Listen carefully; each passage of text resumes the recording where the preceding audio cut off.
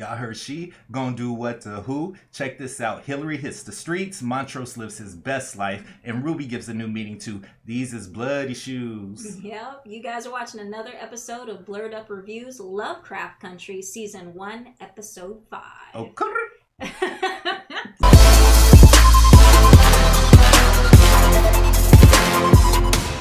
Welcome back, guys, to another episode of Blurred Up, where we talk about all things movies, music, TV, and gaming, all with a blurred twist. We're your hosts. I'm Monique. I'm Killer Cam. And today we are reviewing the latest episode of Lovecraft Country, Season 1, Episode 5, called Strange Case. Strange Case, indeed. Yes. So this one kind of took me...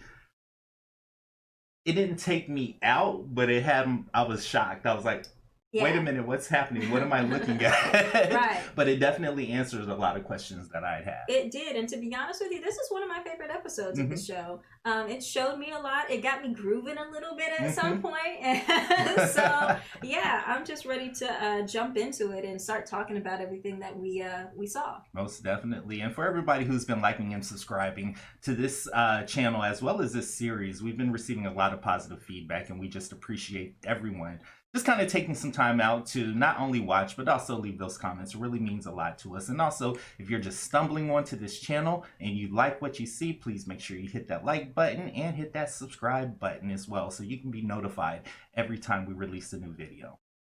All right, let's jump into it. Lovecraft Country, Season 1, Episode 5, Strange Case. Yep, spoilers ahead, you guys. Spoilers ahead. All right, so one thing I do want to touch on, because when we left off in the last episode, there was a lot happening. They had their little Indiana Jones adventure, got back to the crib via a portal.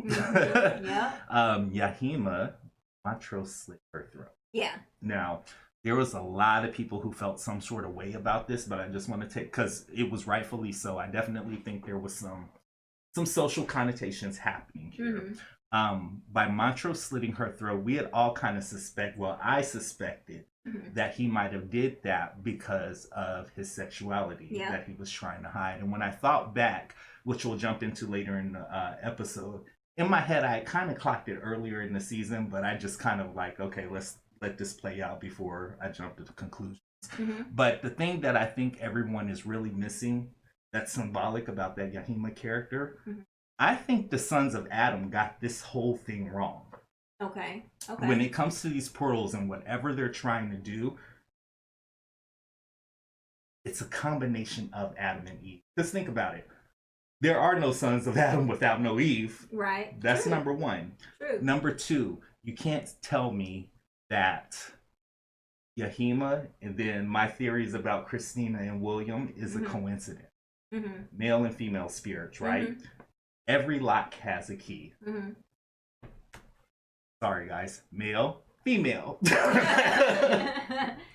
I think that they're telling this story in a brilliant way. And again, some of this is just me predicting, but I really do think this plays a part into what they're trying to do with the whole Sons of Adam storyline, opening the portal, opening Eden, or whatever the case may be. I really think that's the angle that they're trying to do. And I just want to make sure we give it up to the writers here, as well as the actors, because again, there's so many different Easter eggs in here. Yeah. Sometimes it all comes together. Sometimes it leaves you with another question mark. And I think that's brilliant for this show to be able to do. Another thing about Yahima's killing that I found very interesting, I also took it as a... with what's happening with transgendered women being murdered at high rates and them not getting the same type of coverage, I think it was also speaking to that, because if you look at it, Montrose is a male, cisgender, and I think it's almost poetic in a sense that he would be trying to kill off, or rather silence that part of the community and that part of himself. Yeah. So I thought that was, and if that's what that meant, you know, bravo. But that's also another thing that I noticed that I took from it. So before we jumped into the episode, I just wanted to make sure I pointed that out, because there's been conversations happening online and I wanted to throw my 2 cents in. All right. Well, we actually jump into this episode pretty quickly. You know, we see, and I wrote this down, Ruby wakes up as a Caucasian woman. Right. Not only that, she wakes up in the Sheriff of Arden's body. Yeah. I noticed that too. At first, I was like, "Wait a minute, isn't that the sheriff that they from encountered?" episode 2, right? Yeah. So she wakes up and, as anybody would, starts freaking out because she's not in the skin that she's usually in. She goes outside and definitely disoriented, disheveled, and you see this kind of, because she's in the skin that she's in, she sees this kind of compassion for her that she usually doesn't get if she was, in a darker skin tone. And I think she touches on it later on in the episode, but basically she says that she felt in this moment where people were worried for her. They were wanted to help her more than anything, and that is because she was in that skin that she was in. But we do find that police kind of pull up on her and are coming up to her and saying, "Ma'am, are you okay? You okay?" We know if she wouldn't have that skin that she was in, it would be a totally different situation. And we actually see that a little bit because I think she accidentally bumps into a little boy who has some popcorn, and they immediately, when the police rolls up, is like, "Did you molest her?" And I was like, "Excuse me?" And that's another thing I want to point out about this show. They are making a lot of references to Emmett Till. They're making a lot of references to him in this show because that's immediately what I thought. And it was sad that she kind of had to say, "No, he was trying to help me. Leave him alone," and whatever. But that damn William covered his bases well. But also too, in that scene, it's kind of reflecting in what we see today, where a situation occurs, and when the police show up, they're not asking no questions. They just going straight to whoever they think might have done something, and stuff escalates from there. But William did definitely cover his bases on this one, because when Ruby gets into the cab, the police are like, "Your husband called us. He's worried about you." And she like, "Husband? You're off your medication. You're having a, what do they call it, a fit or something like that. Yeah. And she was like, "This man is not my husband." And they're like, no. And they actually, I kind of felt sorry for her in this moment, because it kind of speaks to how sometimes women are treated. When we try to tell y'all something, and it kind of goes to where we have the situation right now, and it's more toward Black women today, where we're losing a lot of African American women when they're in labor during pregnancy, because they're saying, "Hey, there's something wrong. Hey, there's something wrong," but the doctor, or whoever is like, "No, you're fine. This is normal," and stuff like that. They're not listening to us. So I kind of felt that same situation here, where she's like, "He's not my husband. I don't want to go back there." And they're like, "No. Quiet down. Fine. You're fine. He already told us you're crazy." So, I'm just like, yo. Oh my gosh. They arrived back to where William was staying at or whatever. And I immediately thought American Psycho when I saw I did too. Because he had plastic on the ground, and then he had the gloves on. Straight up Patrick Bateman. Right, straight up. She was trying to crawl away, and he just like crawled her back. I was like, this is definitely giving me Psycho vibes. Oh, that was so crazy. But apparently what he's trying to do is, for this potion or whatever, she's cocooned. And he needs to... Open her up. Basically. I can't even verbalize it. So that was so crazy to me, and that also brought to my head, I'm like, okay, what kind of spell is this? Like, what's actually happening here? But it was interesting. It was interesting, but I definitely remember thinking, what kind of magic is this? Like, I've seen everything in film, basically. Voodoo, hoodoo, witchcraft, Wicca. I'm like, what is this? Is this some type of old medieval magic? Like, what is this? I don't understand this level of magic. To be honest, when I started seeing her, transform on the ground, you see Ruby coming through, the sheriff's body, the Caucasian lady's body. I was like, this is some Nightmare on Elm Street too, kind of magic, because you see that one shot where you see Ruby's eye through the woman's mouth, and I was like, yo, that's right, they definitely took that out of Nightmare on Elm Street. But it was interesting to see this kind of transformation where William's cutting her out of this body, and she kind of just like, but at the same same time, and I don't know if you know the significance of this, because while he's doing this, there's a news report on the TV talking about there's a swarm of 16 billion Kenyan locusts headed towards the U.S. and they'll they'll multiply just basically when they get to the U.S. and get overwhelming. I kind of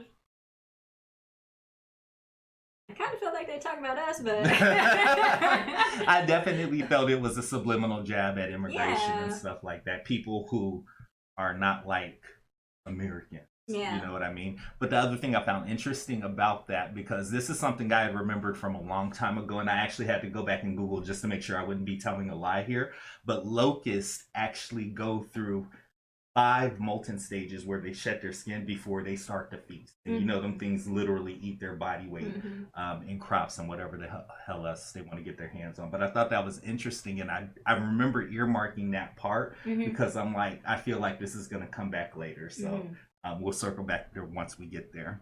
But everything's all about metamorphosis at this point. You see William talking about the whole episode. Even with the title card, you see a butterfly on it, and William makes a point to point out that caterpillars transform into butterflies, but it's the same cellular combination.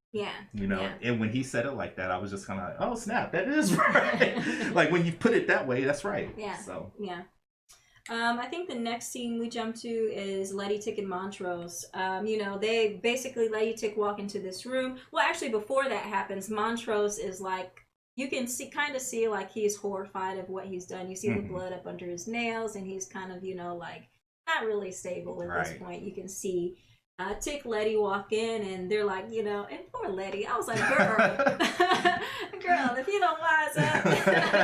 But she was like, they discovered that Yahima's not in the room, and Montrose is like, yeah, she's gone. She left. And immediately Tic already knows what that means, but Letty is like, you let her leave? Right. Like, how long she been gone? We can go catch her. I was like, Letty, girl. Now, look, let's point out the transformation of Letty from the start of the season up until this point. She's definitely changed. Like, she's definitely changed, and I can appreciate that this is what type of path she's been put on, and I'm actually curious to see what else is going to happen, because again, the prevalent theme in this episode is metamorphosis. But see, that's why I expected more out of her in that situation, because she has gone through things that maybe she just think that Montrose hadn't stooped to that level.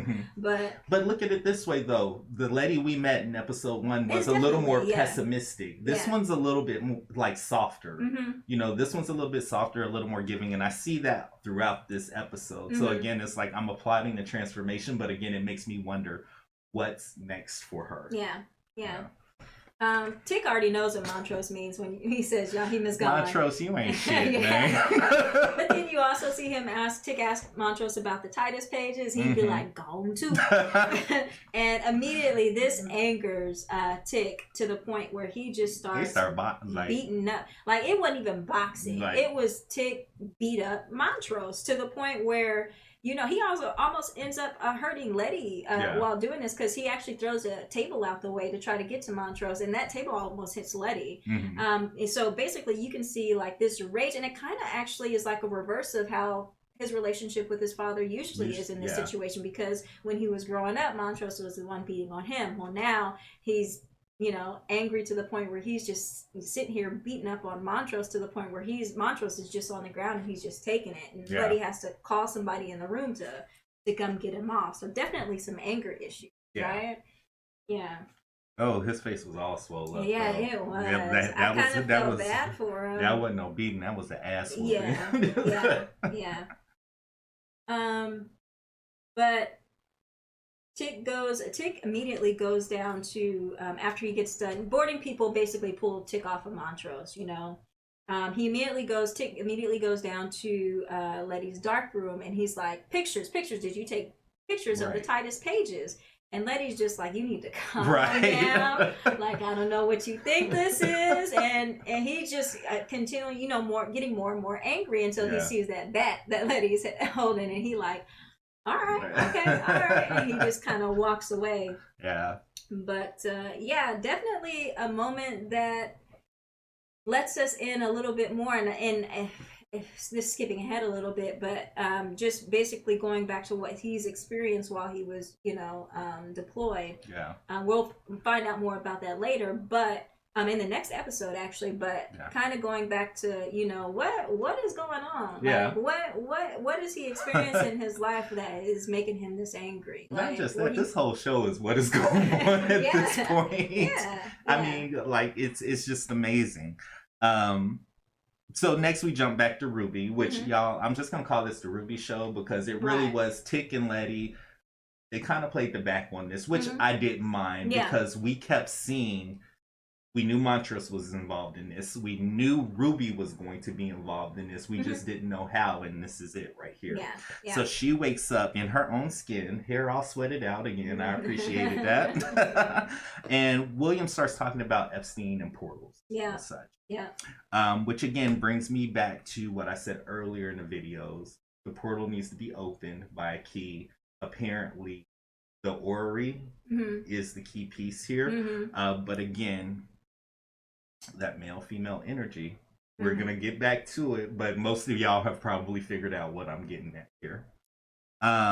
There's butterflies everywhere. Yeah. Which I thought was a beautiful But actually, scene. Before we actually got to that, did you notice when William was getting dressed in the closet, there was women's clothes? Yeah. Yeah. Look, So, I'm already looking at the screen like, I saw the women's clothes in that closet. We see you. Look, all y'all was like, that's far-fetched. That I was like, Yeah. Look, check the review. Episode, what episode was that? Episode 2 or 3? 2. I forget. I think it was 2. It might have been 3. 3. But, yo, 3. I think it was 3. Yeah, I was trying to hate on the dude for a second, talking about that's far-fetched. I see you. But yeah, we do get this beautiful scene where there are butterflies flying around, rubies, actually William says this kind of incantation kind of thing, and all of a sudden we see butterflies everywhere, and Ruby's like, magic exists. And I feel like she's like, this could have all been resolved, Letty, Tic, Montrose. Y'all tell Ruby what's going on. Dadgummit. Because at this point, she still don't even know the house was haunted. The other thing that I wrote down about this scene was the poem that was kind of playing, because again, she's talking about how things felt while she was in that skin. She felt that her life had value. There was a certain level of respect people gave her for no other reason that her skin was and she felt that and you could kind of see it in her face that she doesn't know how to feel about that, but in the background you hear a poem from For Color Girls Who Have Considered Suicide When the Rainbow Is Enough by Zaki Shanji. And of course, that's so iconic. As soon as I heard it, I was like, oh. Yeah, I know. I read that back when I was like in college, and I was like, as soon as I heard it, I was like, I know this. I know that. Love the stage play, love the writing, don't like the movie. I'll just say that was Tyler Perry. We'll talk about that later. No, we won't. But yeah, this is the part where she actually reveals that, when she was the Caucasian woman, she felt something she had never felt before when people saw her disheveled walking around. She felt human because they actually cared about, they acknowledged her. Yeah, they acknowledged her and was like, actually cared whether or not she was okay, and I do want to bring up, because I did watch an interview with the actress. Her name is Wumi. Oh my God, I can't remember her last name. But the actress that plays Ruby, she was talking about some of the scenes that they had filmed for this episode and how she was really uncomfortable as not just an actor, but as a person, like exposing that level of rage that, let's be honest, a lot of us have it, and we hide it really well, but just being vulnerable and letting that rage out that she felt, she said was really hard for her to do. A humbling experience, and I think that speaks to, again, not just the writing but the actor's performance. Because when she's talking about this, feel it. Definitely feel it. Next scene, we jump to back in Tic and Leti. They're at, I think it's the garage where they keep Woody at. I don't know. I wasn't really sure of the location, but Letty approaches Tic, and she's like, now that you calm, I'm gonna let you know I did take pictures of the pages. I just hadn't developed them yet. And I think it's they have this conversation in terms of like, because Letty is at first, she's never seen this side of Tic before, so she's obviously scared. Tic doesn't want her to be scared of him, and he reveals in this scene that he didn't even find that anger within him until he went off to war. And again, I guess that'll be more explained in the next episode. Yeah. But they have this nice little scene where they admit to each other, like, I don't want you to be scared of me. This is I'm with you, and they have their little romantic moment. We got something in this episode that hasn't really been present in the other ones. There's finally an acknowledgement between them that y'all each other's boo. Y'all love each other. Well, I thought we got a little bit of that in the last episode. It was a little bit at the end, you know, but we haven't really gotten through a whole episode where there's just kind of finally both of y'all are on the same page. You know what I mean? So I find that kind of cute. But up next, man, Ruby hits them streets as Miss Hillary Davenport. Man, and in the background, all you hear is money. All one need is a money. But I think a little bit before this episode, too, because Ruby ain't dumb. She knows if she does take this potion, there are going to be strings attached to it. Of course. So when William leaves the room, he kind of leaves that potion next to a big old wad of money. Yeah. And we find out later that she actually just took the potion and the money because she knew if she went ahead and took this potion and was going to be in that, Caucasian skin. Right. She didn't need that money because anybody was going to give. And we actually see her, when you say, like, we have this montage of her, like, walking around town. I think she gets, like, ice cream and stuff like that. And I'm just like, you got all this stuff for free? And that's basically what, because she was in the skin that she was, people treated her, was like, you know what, girl, go ahead, have this ice cream. Exactly. Do what and I really found that they had Cardi B playing in the background with that song because it's always assumed that money affords you certain luxuries, a certain level of comfort, and that's true. But so does white skin. Yeah. That's just the reality of the situation. It gives you a level of freedom and a level of comfort that you may not have if you're other. You know what I'm saying? But she definitely found that confidence. She went and applied for her job at Marshall Field. Sure did. But too, I want to mention before we move on to that, because again, Ruby knows there's strings attached to taking this potion, and William tells her, I just need a small, inconsequential favor. Right. Run, Ruby. You already know. And when somebody says they need us, I'll give it to you in exchange for a small favor. Right. My next question, what's the favor? Look, what's the favor before I take it? But let me ask you this. Do you think it would have mattered? Considered the first time she had the potion, she was disheveled. She couldn't really get the benefits of using it, or the quote-unquote benefits of using it. Did you think she would have denied this second chance to use it now being fully conscious of what's happened? I'm not sure. Because the things she experienced throughout doing that little favor for her, and like later on in the episode, I'm not sure if she would have thought about. I feel like she would have thought about that before, and maybe she probably would have did the same. Yeah. But I don't know. I'm of the mindset something like that. I don't think she would have said no. Yeah. At this point now. Later down the road, which we'll get to, that's a different thing. But at this point, with it still being fresh, new, this is the first time you get to take the vet out the garage, baby. You're going to see what they're going to do, So I don't think she would have said no. Ruby actually also mentions in this scene that, she, and I, sometimes I felt like this, and I'm pretty sure everybody has felt like this at will, but she basically says that, she keeps feeling like she's being interrupted in life. And I think coming to me, that means like you feel like you do everything right. You go to school, you get good grades, you pursue what you're supposed to do right, don't pay your bills, But you feel like in the end, when it's something that you really, really want, it just doesn't happen. Yeah, and I think everybody's kind of felt that in some form or fashion. And when we got to this next scene, when she learns that Tamara, the black employee, applied on a whim, Oh, and just man. basically solidifies that it wouldn't have mattered who it was. They're really just checking a box so they can solidify and reinforce that Marshall Fields no longer has a white-only policy. Right. And I know what Ruby is feeling. And I know what she's feeling. 20 years in a corporate game, I know exactly how she's feeling. And it's not even funny when I say I've literally just recently had this conversation with someone in my life where I have to explain, there's a time for funny ha-has or whatever, but there's also a time where you have to put your corporate jacket on. There's certain stuff you can't do. You can't do certain stuff around certain people, because at the end of the day, you have to portray your image. You have to be professional in order for you to get ahead of everything, just only because there's an unconscious stereotype that's already attached. At the end of the day, and I'm pretty sure a lot of us has gotten that speech before, you have to work harder. You have to do X, most Y, definitely.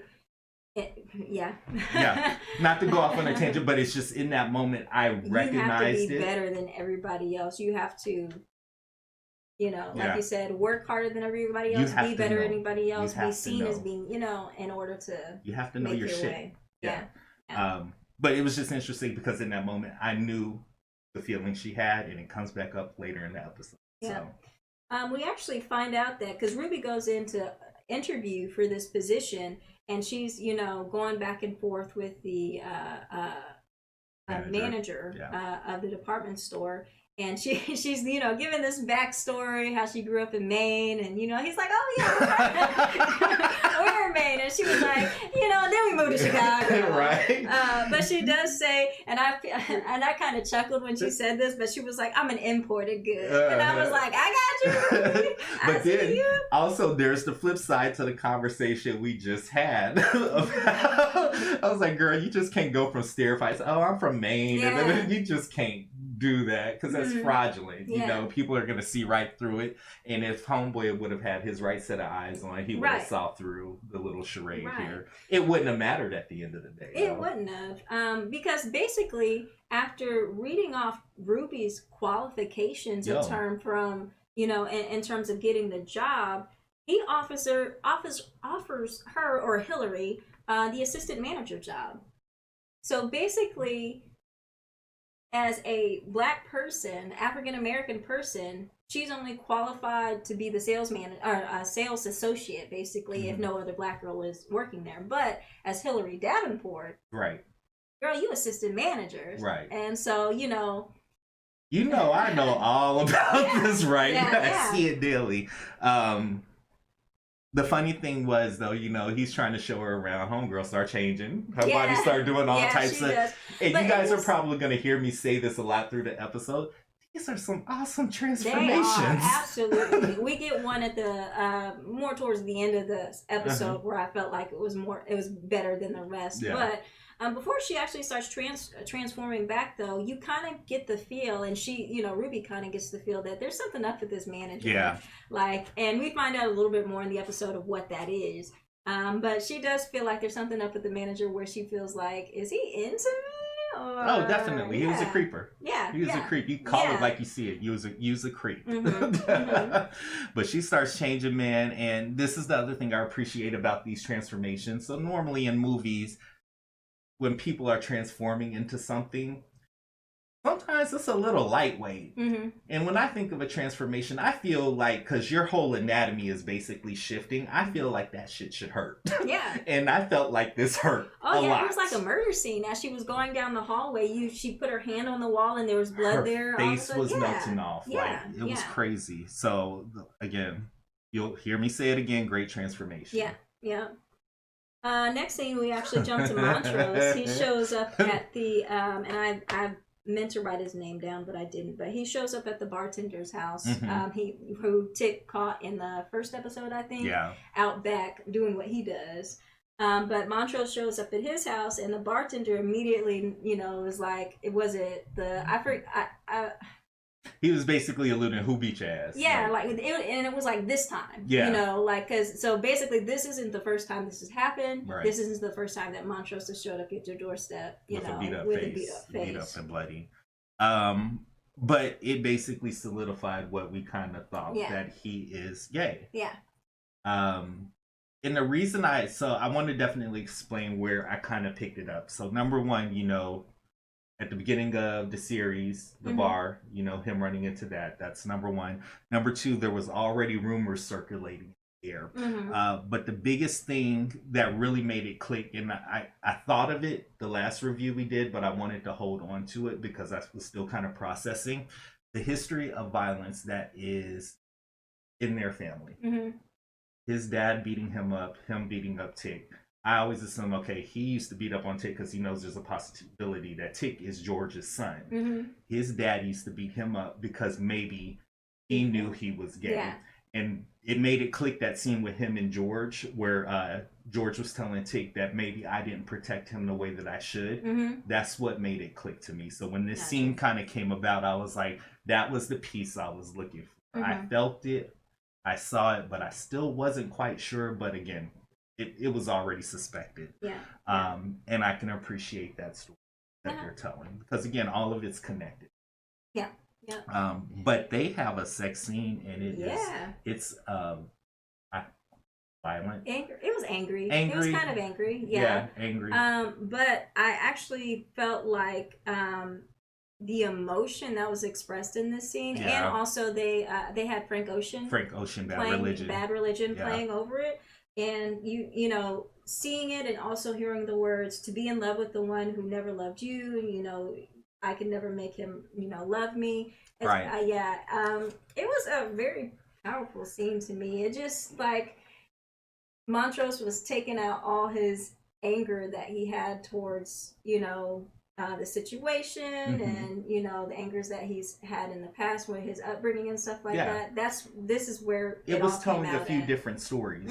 Even just with this song playing, it told a few different stories. It was the story of maybe the relationship of Montrose and his father, not having that love from his father. It was also the relationship between, what is this guy's name? I forgot. I think it's Sammy or something. I think so.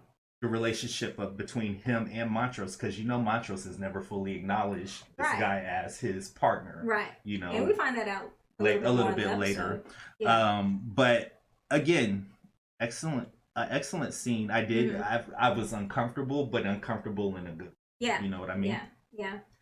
I think this was the point where we jump back to Ruby, and Ruby being, even though she's in this Hilary Davenport skin, she's still being same old Ruby, because she goes up to Tamara, the other black woman who's working in a department store, and she starts asking her, like you said, her her background in terms of qualifications.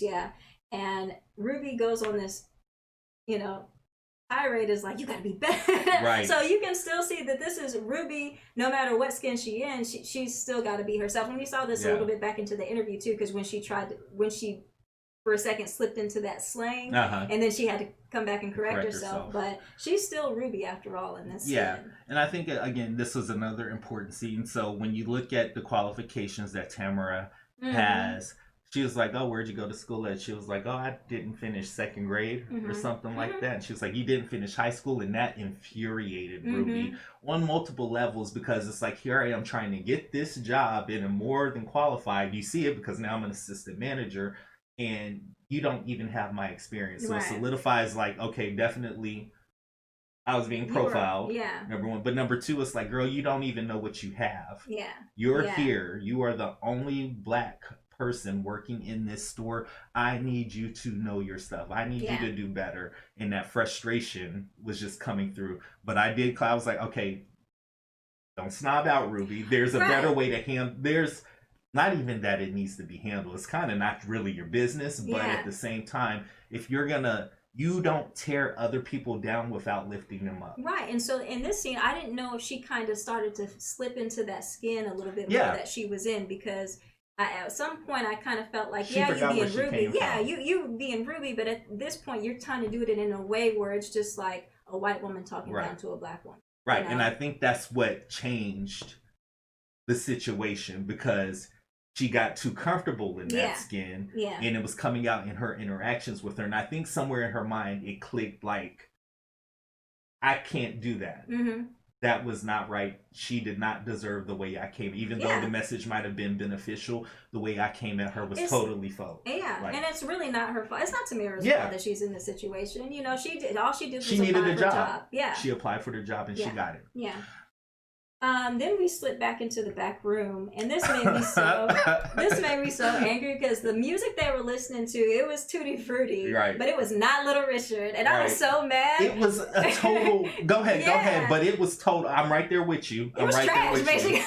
I'm right there with you, but go ahead. No, I'm basically saying it was trash. It threw me off so much because I literally, to be honest with you, when I first saw this, the first time I watched this, I heard Tutti Frutti. And I was like, oh yeah, this Little Richard song, da da da da. It wasn't until the second time I watched it, and it was like Tutti Frutti on Rudy, and I was like, dang, Little Richard. I was like, wait a minute, did I just miss this in the first time? You caught it right because it sets up the scene for me. I immediately saw it, and I felt the heat rise up because you know when I get mad, my neck get hot. And I was like, just gonna take Little Richard's song. And have a white man sing it, right? And then just like put it out, like it was common. Yeah. This is what happened, but it sets up the scene perfectly. Yeah. The co-workers are all back trying on the clothes of now. You know, they are literally not doing anything, right? And this makes me even more upset because Ruby is sitting there trying to tell Tamara where the white shoes go and where da da da da. She is clearly more hardworking than these other women working in the store. However, she gets treated like, you know, in her regular skin, like poop, you know, like she's not qualified, like she's not better. But, you know, basically, and at the same time, too, we learned that Tamara, going back a little bit, Tamara's away from her station a little bit. And when Ruby shows up and she's like, where have you been? Well, you know, so-and-so told me to stack these shoes with this one. And she's basically doing everyone these else's Caucasian work. Women are building their careers off the work of this black woman. Right. Which goes back to Tutti Frutti. Yeah. It goes back to Tutti Frutti of like appropriation on how the white artists would come in and listen to the blues music and then make their own interpretation of it, and it would go like platinum or something, you know. But again, they would never really get the credit for a sound that they clearly created, you know. And that's always kind of been my thing about Elvis Presley being the king of rock and roll.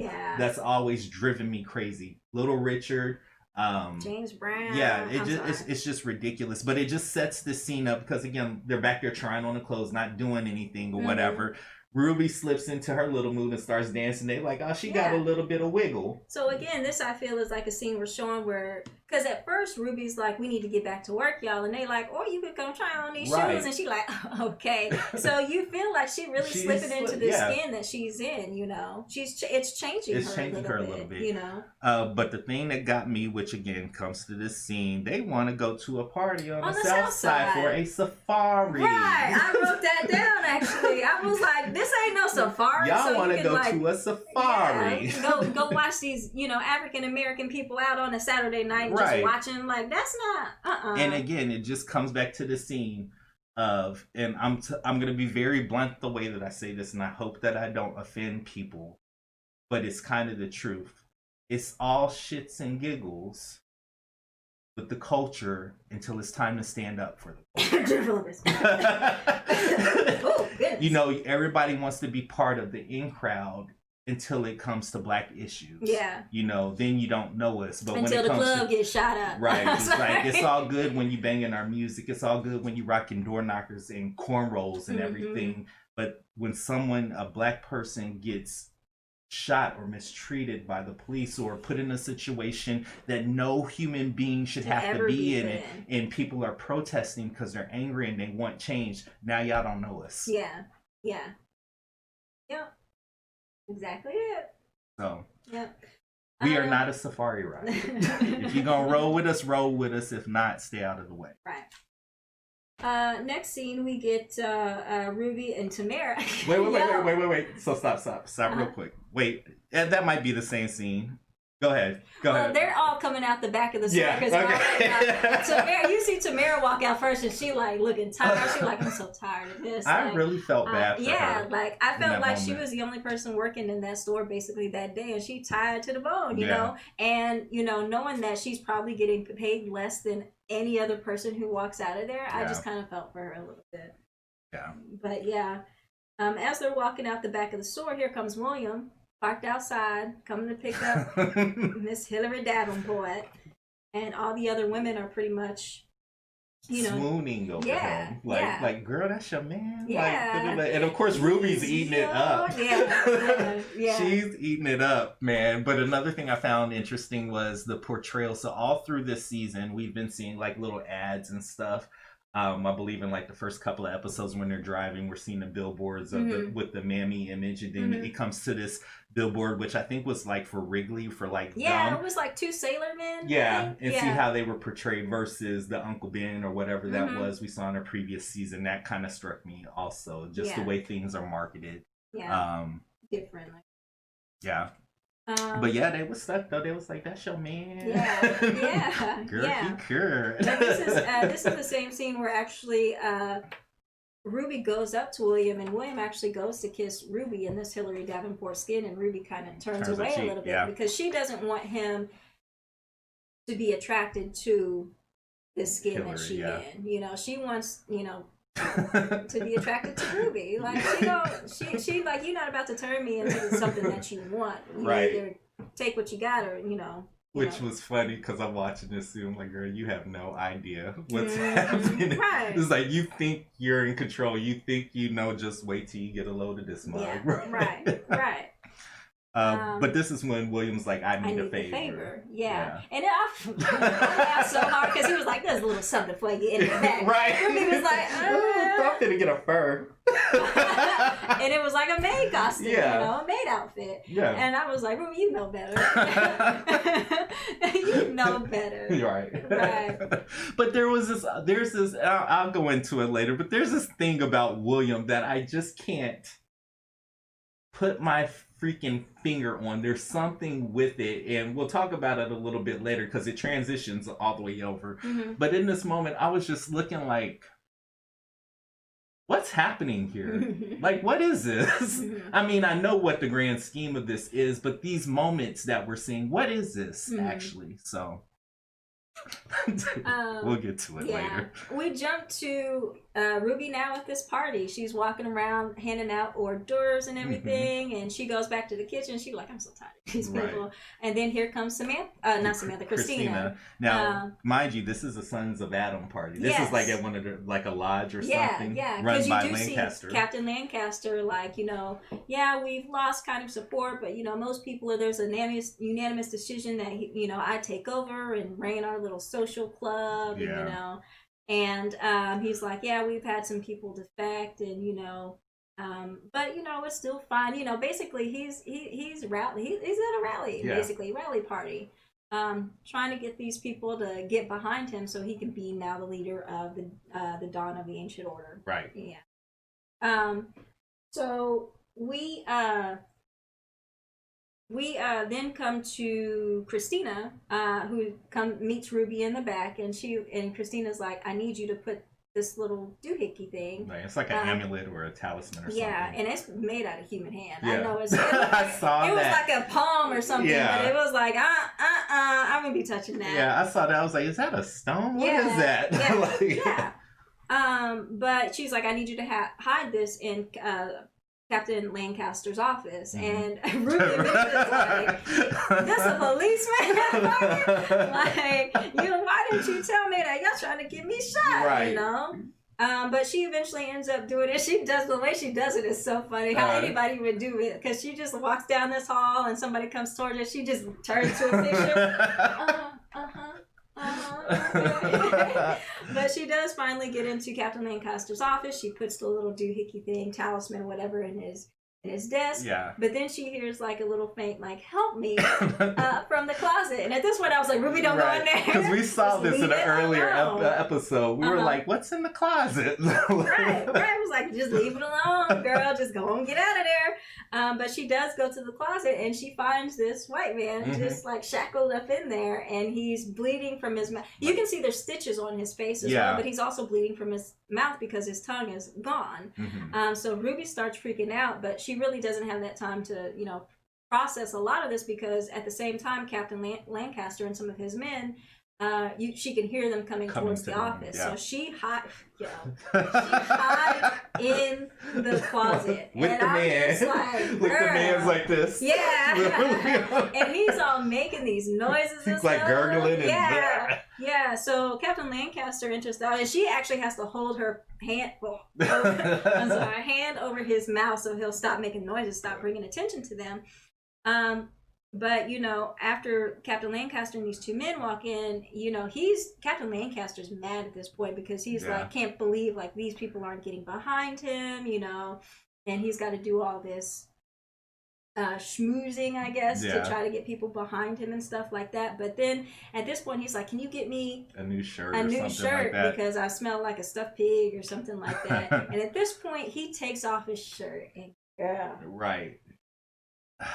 You can see, and this is basically what Hiram Epstein was doing with his experiments. You see that from the neck down, he's got a stitch like maybe right here, but then from the neck down and some of his arm and everything, it's black skin. Right. It's dark skin. So basically, Hiram Epstein was taking body parts from these African American people that he was, you know, had Lancaster steal off the street and take to his house, and putting them on Lancaster, and probably other people too. This actually, to be honest with you, took me back to Get Out.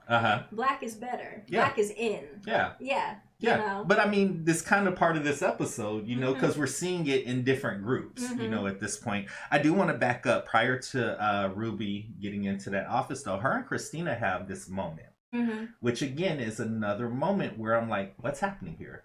Because Christina starts to explain that Lancaster tried to kill William. Yeah. And it got me to thinking, I'm like, okay, now wait a minute. Is William a real person? Like, where is this coming from? Because it wasn't, I don't feel like she was lying. I don't feel like she was creating a story for William. I feel like this was a real story. She said Captain Lancaster shot him in the back and dumped his body. Yeah. And so he should be the rightful heir of, you know, the Order of the Ancient Dawn. Right. So, of course, we come back to that a little bit later. So we find out, just basically listening to the discussion between Captain Lancaster and these two men that are in his office, that the guy who's in the closet stole some loot from Captain Lancaster. And I don't know if that's going to come back up later in the story, but basically he stole something. Yeah. And, you know, the two guys were like, has he talked yet to tell you where it is? And he's like, nah, but, you know. He will, I'm you gonna know. figure that out. So I don't know if that'll come back up later. Because it wasn't in terms of what he stole. Yeah, because it wasn't resolved during this episode. Yeah. So the next thing we come to is Montrose is in this room with sassy Sarah Vaughn, which is the bartender, and a whole lot of other drag queens that I love to see. So just to shout out, so we've got Shangela, we've got Monet Exchange, and we've got Daryl Stevens, the infamous Noah from Noah's Ark, playing the drag queens at the ball. And just to shout out, because this is like a huge deal.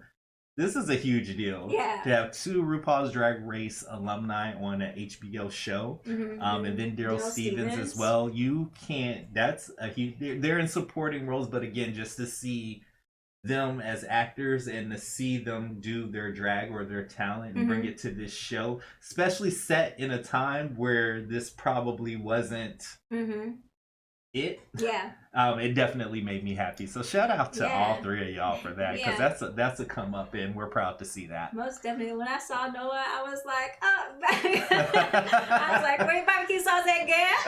Noah, where barbecue sauce at? Oh man.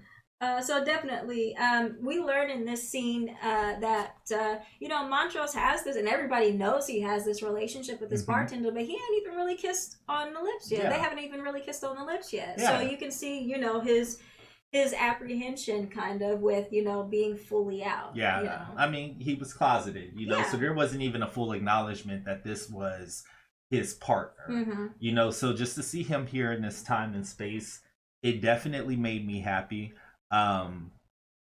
For a few reasons. We'll get back to the rest of the scene, and I'll probably close it up with what I noticed in the scene. But yeah, he's living his best life at this point. Yeah, yeah. And we actually see him, at this ball. And I love Michael K. Williams. This is like one of the best scenes ever because you can see at first he's, in the back, leaning up against the post, not doing anything, trying not to be noticed. And then he starts looking around at all this glamour and all these people, and he's just like, you can like actually see him open up within this scene, and he starts, dancing with Sassy Sarah Vaughan, and dancing with other people, and it's just like this was the best part of this episode to me because like when they were playing, I started Vogue. I was like, yes, go Montrose, be you, be free. Stop worrying about what other people say. Just go and be you and have fun and just be happy. Yeah, because again, it's taken a lot for him to really get to this point. But the other thing to acknowledge, he's in this space and he's seeing all this fun around him. He's acknowledged. It's like it's a safe space for him. It's like the realization that he's in a safe space has kind of come over him. And literally there's a scene where they pick him up and they're like parading him around. And it's just kind of, it speaks to me about once a person, especially a Black gay male, comes out and it becomes a part of the gay Black community, there is this level of acceptance. There is this level of family. Yes, you have a family, but you've acquired new family members who are going to have your back. You know, and I just really thought that this scene showcased that really well, and it also made me think in terms of this character, in terms of who Montrose is, what he's been through, even his involvement in this whole Sons of Adam thing. I'm hoping that this experience opens his eyes just a little bit to start approaching this situation with what's happening, as well as his relationship with Tic and others around him. I hope it changes him for a better and allows him to see with fresh eyes. I guess I'm trying to say. So we go back to Ruby, and they've basically told, Ruby has basically told Tamara, you gonna take us on the south side, you gonna be our guide. So we're on the south side now. And you can see Ruby just sitting down at this table, and as she looks around the room, she sees these women from the store, and they're all, again, it's like they're at the zoo, and they're, feeding the animals, they're, dancing with African American men, and, just having a good time. And this scene honestly scared me a little bit, because if the police would have showed up then and there, it could have been, a bad type of situation. So, or if something mild even happens to them, it's going to be blown out of proportion, and people can get hurt. Ruby's done. She's fed up. She's done. She's fed up with it because she's just like, I think she kind of feels like too, like all her life she felt that if she was white, things would be easier, only to find out when she is this Hilary Davenport character now that all white women want to do is be black and be involved in Black culture and swing on Black dinglings.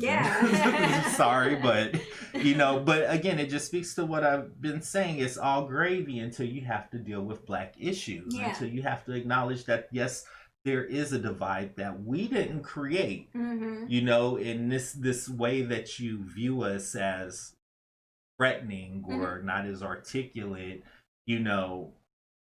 it creates a space. A space for us not to feel trustworthy of you, and a space that does not want to welcome you into our safe space, and I think Ruby kind of realized that when she looked around the room, like, this ain't it. That's not what I thought it was going to be. So we cut back to Ruby. She's actually starting to transform back into Ruby. And this is one of the best transformation scenes in the whole episode. We see the skin start to fall off, and we see just all this blood and gore and everything. And after the transformation's all done, we still see this blood and gore, you know, on Ruby. But when she gets done transforming back into herself, she actually catches the boss trying to assault Tamara, and it's just a scene where it was, you know. Tamara gets away, you know, and the boss calls her a name or a couple of names. I'm not going to repeat. He says some nasty things too, and I'm just not going to repeat. But, you know, Ruby sees all this, and she's just like... She actually destroys the other potion she has, doesn't she? Yeah, she does. Because I think, she realizes at this point that this is not... This is it, you know? And it kind of speaks to, again, remember... in the previous episode where she's having a conversation with William and she's talking about, you think you the first white boy to come up in here trying to woo me or trying to lay me down or whatever. Like, again, these people are coming into a space and thinking that they can run it and just do whatever they want to. They can enjoy they can enjoy everything, but also treat the people who actually live there in any old way. Right. You know, and we kind of picked up that dude was a killer. Yeah, he was. But get this, though, because it seems like, because Ruby asked the rest of the women at the department store if the boss ever creeped on them, and they were like, what? No, he said it. And I don't know if they meant it, you know, just to be sarcastic. I felt like they weren't being sarcastic. I felt like they were being real. So seeing this scene with the boss and Tamara, and then knowing that he tried to creep on Ruby, I kind of felt like he kind of sensed it, a little bit when he was in the office with Ruby that, you know, she was a little bit different. So this boss has obviously got a thing for African American women, right? And when he met with Ruby, he kind of sensed that, you know, there was something about her that was something there he was attracted to. Yeah. Was he married? Yeah. Yeah. With kids. That's what I figured. Yeah. So he was looking for a black mistress. Yeah, yeah. I think he got one, not in the way he expected a little bit later on. Yeah. So Ruby goes back to William's spot, and who shows up there? Christina. It's Christina. So wait. They're trying to bond, and I could see Ruby is completely shut off. She don't want to talk to Christina. But if only she knew. Yeah. My thing is, again, something that'll probably come up later, because I don't know. I feel like this was mentioned a couple of times during this episode. What's in the basement? Yeah. What is in the basement? Because Christina sidesteps this question during her conversation with Ruby. She didn't answer Ruby. She was just like, oh, I guess she got interrupted again, huh? And then, you know, Ruby's attention goes like, oh, William told you that? You know? So I'm kind of, what is in the basement? What she got going on? It's safe to say anything in Lovecraft Country that has something to do with a basement ain't nothing we really need to be concerned with. We shouldn't be concerned with it. So during this conversation, Christina kind of tells Ruby, like, okay, you got this new ability, but you're using it wrong. She's basically saying that, you know, as a Caucasian woman, you can do anything that you want and get away with it. This is why we gave this to you, not to get ahead in life, not to get the job that you want. You basically got an alter ego that you can use to go out and basically Karen, right? I mean, we gave you the ability to be Karen. And when I heard her say that, I was like, oh, so this is playtime. Yeah. You've got this other ego, alter ego you could put on to just go out in the world of shit up, basically. Yeah. And have no repercussions, really. Because of the skin that you were in. Right. And even still, let's say you do something completely awful, well, don't take the potion no more. Adopt a new one. Right. I mean, there's really no ramifications for anything you do in this body. Right. Which I think I saw a light turn on in her head, but she was still really not feeling Christina. Right. But again, it comes back to that question I asked earlier. What is this? What is this relationship? Because again, there's these moments where I'm finding because I want to get there. But there's something here that is bothering the hell out of me that I can't quite figure it out, and I really want them to answer this. So. Okay.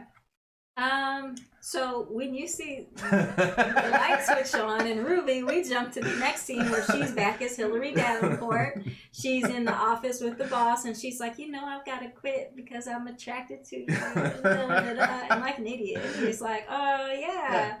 So this scene in this episode gave me a whole new meaning for red bottoms and bloody shoes. Jesus, bloody shoes. Yeah. Yo.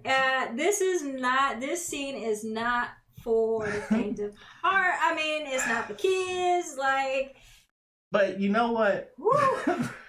Because it was very interesting. You was all up Tamara Booty back at the club or whatever, but now you want to fire her because she don't want anything of what you got. We already knew what that was all about. She didn't have sex with you, so now you want her gone. So again, you see Ruby, Hillary.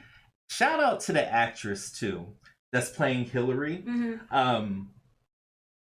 The interview that I saw said they worked really hard together to make sure that they did this right. And they said it was a humbling and eye-opening and kind of painful experience. But Hillary, I think her name is Julie Newman. I'll have to look, and I'm sorry if I got that wrong. But she did an amazing job with this as well. Because, again, you're looking at her, thinking about it from a technical perspective. She's on point. Yeah. She's on point with this. But, I'm just going to say in this scene, Ruby assaults the boss as Hillary Davenport at first, but as she continues to assault him, she turns back into Ruby. and another transformation. Yeah, she makes the boss look at her, and she was like, I just want you to know that something, I'm not going to say that, did this to you. Basically the same words he called Tamara. Right. And so, that again, full transformation from how Ruby was before. Yeah. Now she's... if it was something little, I'd be like, no, that's not a big of a transformation. No, this is the assault that she does to this guy is a big transformation. Yeah. And it actually also goes back to, again, Letty saying in the beginning of this, not beginning, but somewhere in this episode, all this stuff, the Titus's pages, Christina, William, it's corrupting everybody. In this scene, I saw a whole different Ruby than, that I have seen before. She, with this potion, I feel like she's been corrupted. Yeah, most definitely. Because you already know that Ruby's had issues with colorism because her sister is light-skinned and she basically got to go off in the world and do whatever the hell she wanted to. She still had some repercussions, but she didn't have as many as Ruby would have if the situation were reversed. And Ruby got stuck at home taking care of her mom, making sure everything was taken care of. Exactly. So you bills. Already see she has this issue, but for her to go through this, it just makes it hit that much harder because now she's really been on the other side. Of the fence, and she sees how it is. Yeah. But man, and I think the boss thought he was about to get some dom for sub play, and baby, you just don't know what you got because Bodak Yellow came on. Like I said, when I hear this song from now on, it's gonna take me on that part. It is gonna be that scene that's gonna pop into my head. Changes everything. Yeah. So next scene, we get Tic and Leti having a conversation in the bathroom. Letty's actually in the tub, and, Tic comes in, and, they kind of have this moment where Tic kind of explains, where this aggression is coming from, and just basically how he feels about Letty. Right. Because Letty at some point is like, I thought we had something special, but then as soon as I thought that, you said that you were going to Florida, you were leaving. So Tic explains, there was a girl in Korea, and it ended in a strange way. We'll find out next episode what that strange way was. But he really didn't know if he loved her or not because he didn't know what love was because of how he was. Right. But he does admit to Letty that, what they have, he knows it's something special. So he's going to, stick around and, and again, not run away from it. you see the progression of their relationship, because again, it was weird a lot of times. I feel like this is the first episode where it's acknowledged on a subconscious level, and then this moment solidified it, because it was very intimate and I really enjoyed it. Yeah. But yeah, he starts to talk about Gia in Korea. Gia. And you know something's up. There's so much mystery surrounding this, and then just the little not Easter eggs, but the little appearances of her that they've placed throughout this season. I want to know what it is. But I don't think we have long to find out, because again, next episode it's showing us back at showing Tic's time in Korea. But we shoot back over to Ruby. Ruby comes in, and she's basically at William and Christina's spot. She's waiting for William to come through the door, but then he does come through the door, and he's basement.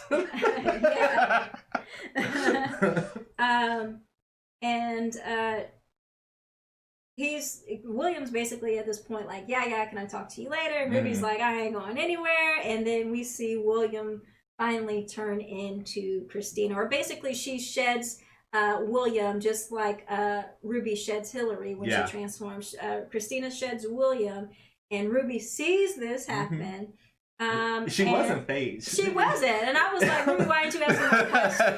Because she was like, it was you all this time, and I was like, Ruby, you slept with that person. I'm gonna say it again. Great transformation. Yeah, because you literally see Christina moving through William's skin. And coming into his hands and everything, which we saw that same kind of thing with Ruby and Hillary. But again, it was a great transformation scene where I felt like the transformations in this episode kept giving us a little bit at a time to see the full transformation. To ease us into it. Yeah. I need to see who the effects director on this was, because those were phenomenal. Right. Even going back to Sundown and the monsters, they've done a really good job with the effects of this show. Yeah. But it was funny though, because Ruby was not phased. It was just kind of like, it was you, and in our heads we're looking like, that's all you got to say? So she's getting used to this magical life basically now. She's well aware magic exists. She's well aware of the horrors that it comes with being able to see what was Lancaster's office, and everything. So I think she's fully at this point like, I'm not surprised anymore. So here's where I'm stuck, and I've been saying this since we started talking about this. What is this relationship between them? So now it's like William and Ruby. There was something there. It wasn't just, again, it was a means to an end almost, but the way they interacted was really different. Or the way William/Christina interacted with Ruby was really different. I'm having a really hard time trying to understand who Christina is and what she stands for, because sometimes I'm like, okay, she racist. Sometimes I'm like, well, maybe not so much. Sometimes I'm like, she's trying to teach and she's trying to mentor, but then sometimes I'm like, I don't fully feel that she's racist. I think she wants to be the head of the Dawn of the Ancient Order, but knowing how she was treated like an outsider because she was a woman as she grew up, I think she can understand where African Americans are coming from, and just basically can relate to that. And she's basically at the point like, I don't care who you are. I don't care what color your skin is. I just want to be powerful. I want to be the leader of this cult. Yeah. And that's it. Because you see it when she interacted with Letty. She was proud. She was like, "Oh, you got rid of Hiram." Even with Tic, she gave being strong and stern with him, but not in a she's really like trying to help him help her. Yeah. I mean, she is manipulating most definitely.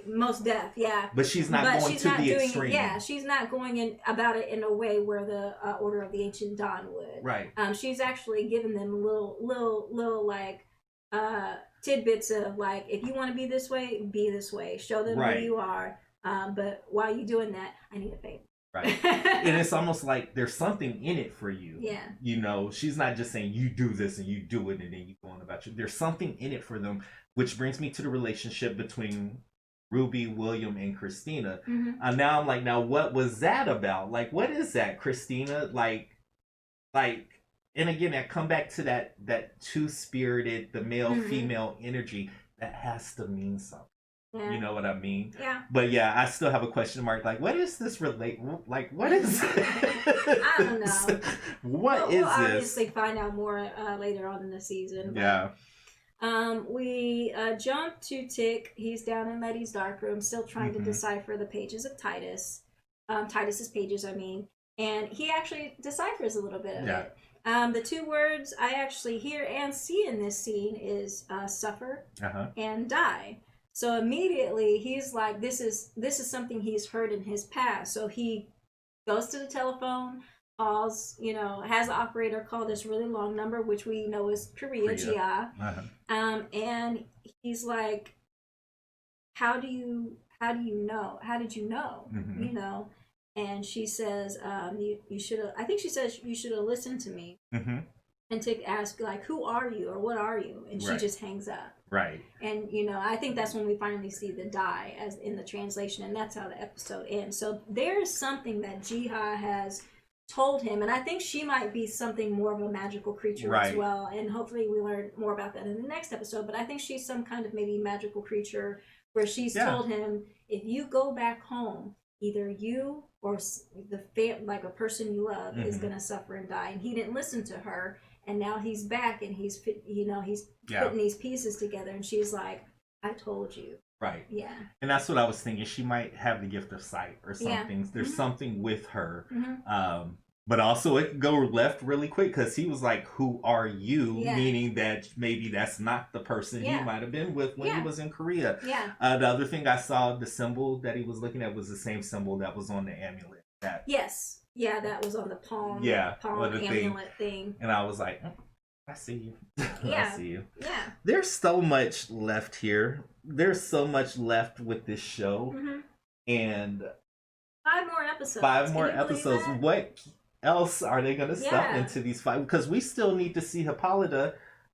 Yeah, we don't know what happened to Hippolyta and Dee. They didn't even show them in this episode. We know that they've gone back to Devon County to Arnhem. But we don't know what happened when they got there. And I don't think we're going to find out next episode. So I'm kind of worried about them at this point. You know? And plus she's got the Ori. Like, she's got something that's going to... Because it wouldn't have made its way to her possession if she wasn't the key to unlocking it all. This is just such a great show. Great writing. I'm also appreciating... So we all know that Christina was gender switched from the book, from Caleb. And I feel like William was the replacement or the happy medium for that. So I'm excited to get back to reading that book. But the other thing that I noticed is they really changed the story from the book from what I've read, because I've skimmed through it. Initially, Ruby was actually supposed to get hooked on this potion, from what I can tell. Of course, I need to finish reading to see how it played out. But they switched some things around to make it flow better, and I'm not mad at the changes because it reads very well for television, especially in the episodic form. So again, 5 more episodes. My Sundays are never going to be the same ever again. No, they're not. Again, I feel like with the 5 episodes they've given us, it's been like a constant. Like, I feel like these are episodes that you give us in, like, the last couple of episodes of the season. Like their season finale. And knowing that we have 5 more episodes left, I'm just like, y'all come with it, because y'all are bringing it with these episodes. And I feel like that y'all are going to take them away from me at some point, So just keep them coming. Yeah. And there's just always, with every episode that passes, there's always a new thread to pull. And my brain is like... Make it fit. So, that's our review for Lovecraft Country. Season 1, episode 5, The Strange Case.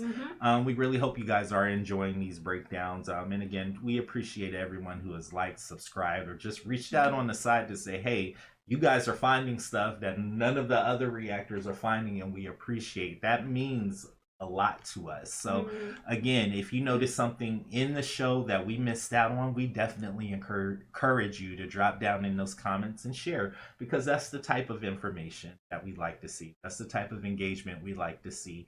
And again, we're just happy to be here, have this wonderful show at this. Yep. Awesome. All right. Again, we're your hosts. I'm Killer Cam. And I'm Monique. We will see you next time on Blurred Up Reviews, Lovecraft Country. Thanks, guys.